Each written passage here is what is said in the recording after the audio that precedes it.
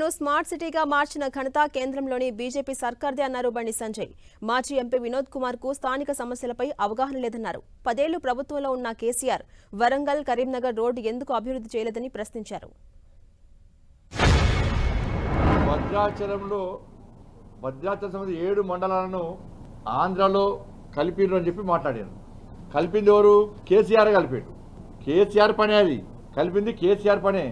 అన్ని మూసుకొని కూర్చున్నారు. ఆ రోజు దీని మీద కేసీఆర్ ఎందుకు స్పందించలే?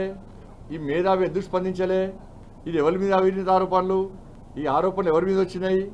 ఎవరి అవినీతి మీద వచ్చింది? బోయిన్పల్లి ల్యాండ్కి సంబంధించి ఎందుకు మాట్లాడతలేరు? ధరణిని అడ్డగోలు వాడుకునేది ఎవరు? ఎవరు ఆస్తులు సంపాదించారు అక్రమంగా? కేంద్ర మంత్రిగా ఉన్నప్పుడే ఆయన నీ మీద ఆరోపణలు వచ్చినాయి. నువ్వు ఇంకోని నిజాయితీ పట్ల చెప్పే అర్హత నీకు లేదు.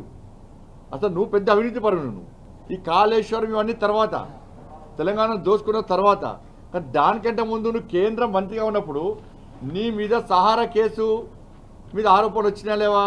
ఈఎస్ఐ కేసు వచ్చిందా లేదా నీ మీద?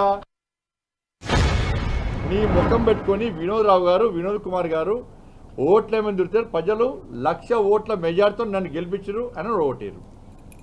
నీ ముఖం పెట్టుకొని తిరుగుతానే నువ్వు ముఖ్యమంత్రిగా ఉన్నప్పుడే.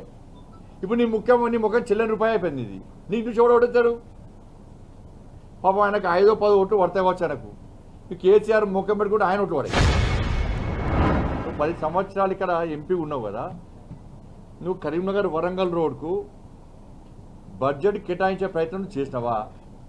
నువ్వు చేయదు. అప్పుడే కొబ్బరికాయ కొడదు. నువ్వు కేసీఆర్ నుంచి కొబ్బరికాయ కొట్టుకుందు. ఎవరు ప్రారంభించారు? నరేంద్ర మోడీ గారు ప్రారంభించారు.